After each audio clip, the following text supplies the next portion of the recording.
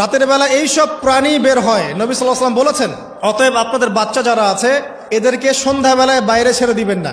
এখন কিন্তু প্রচুর ঘটনা ঘটছে, প্রচুর জিনঘটিত ঘটনা ঘটছে, জাদুটোনা করা হচ্ছে, বানটোনা করা হচ্ছে না?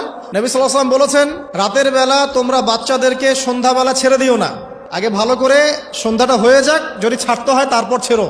তারপর রাতের রাত যখন গভীর হবে তখন তোমরা এলোপাথালি ঘোরাফেরা করো না, রাস্তাঘাটে বনে জঙ্গলে ঘোরাফেরা করো না, কারণ এই সময় এমন কিছু মাখলুককে আল্লাহ পাক ছেড়ে দেন যাদেরকে তোমরা দেখো না। এখন সায়েন্সের যুগ তো, মানুষ মনে করে এগুলোর কোনো ভিত্তি নাই মনে হয়। কোরআন বলছে জাদু সত্য, কোরআন বলছে জাদু সত্য। কোন সূরা? সূরা বাকারা আয়াত নাম্বার 101, 102 পড়ে দেখেন। ওয়াত্তাবিউ মা তাতলু শায়াতিন আলা মুলকি সুলাইমান, এই আয়াতটা পড়েন, বিশাল একটা আয়াত আছে। ওয়া মা কাফারা সুলাইমান ওয়ালাকিন্না শায়াতিন কাফারু ইউআল্লিমুনা আন-নাস সিহর। এই সিহর দিয়ে কি হতো? মা ইউফাররিকুনা বিহি বাইনাল মারই ওয়া যাওজি। সুলাইমান আলাইহিস সালামের সময় এই জাদুবিদ্যার প্রচলন ছড়িয়ে পড়ে।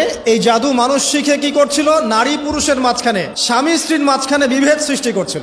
এখন দেখেন না, পরিবারের স্বামী স্ত্রীর বন্ধন ভেঙে যায় না, কেউ কাউকে দেখতে পারে না, এমন হচ্ছে না? খুব ভালো সম্পর্ক হঠাৎ করে সম্পর্ক খারাপ। এই জাদুবিদ্যা সত্য।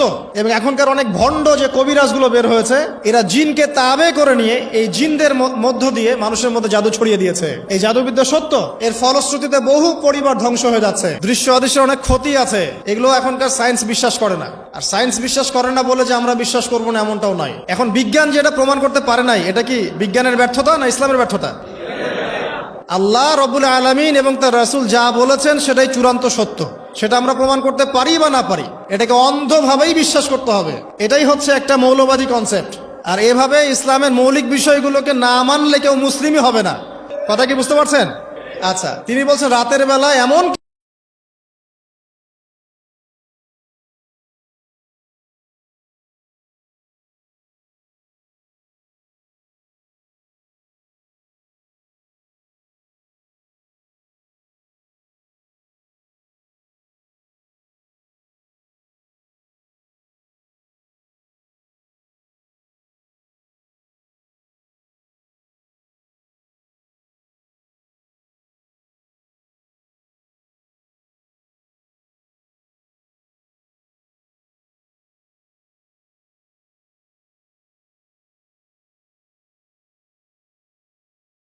জিনে আল্লাহ পাক এই কথা নাজিল করেছেন। তো আল্লাহ পাক যে বলছেন জিন জাতি আছে, আল্লাহ কি মিথ্যা কথা বলছেন? নাকি নাসা যখন বলে এলিয়েন আছে তখন ওইটা সত্য, আর আল্লাহ বলছেন জিন জাতি আছে এটা মিথ্যা? তা আমাদেরকে আবার নতুন করে মুসলমান হওয়া লাগবে এখন, না আমাদের কনসেপ্ট চেঞ্জ হয়ে গেছে আর কি। আবার দেখেন আল্লাহ পাক বলছেন সূরা জারিয়াতের 56 নম্বর আয়াতে, ওয়া মা খালাকতুল জিন্না ওয়াল ইনসা ইল্লা লিয়াবুদুন। আমি জিন আর মানুষকে শুধু আমার ইবাদত করার জন্যই সৃষ্টি করেছে। তাহলে দুটো জাতি পাওয়া গেল, জিন এবং মানুষ। জিন কিসের তৈরি? আগুনের তৈরি। মানুষ কিসের তৈরি? কাদামাটি। ফেরেশতা কিসের তৈরি? নূরের তৈরি। তো এই যে সৃষ্টির বৈচিত্র্য, এটা কার সৃষ্টি? তো সেই আল্লাহ পাকের জ্ঞান সবচেয়ে বেশি না আমার জ্ঞান সবচেয়ে বেশি?